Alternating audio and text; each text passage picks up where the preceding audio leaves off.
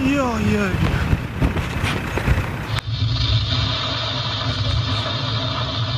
Tieto zábery na kamery či mobilné telefóny nahrali ľudia zo severu Poľska. Na obrovský vír pozerali bezmocne a bez slov. Doteraz také niečo videli akurát v televízii na záberoch spoza oceánu.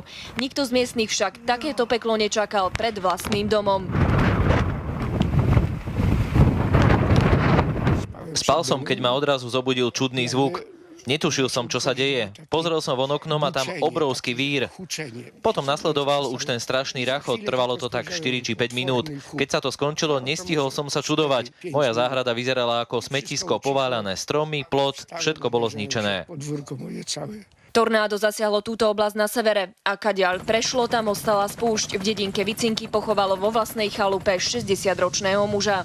Snažil sa pred tornádom ukryť, bežal popri dome. Ten vír bol ale taký silný, že celý dom sa na neho zrútil. Zomrel hneď na mieste.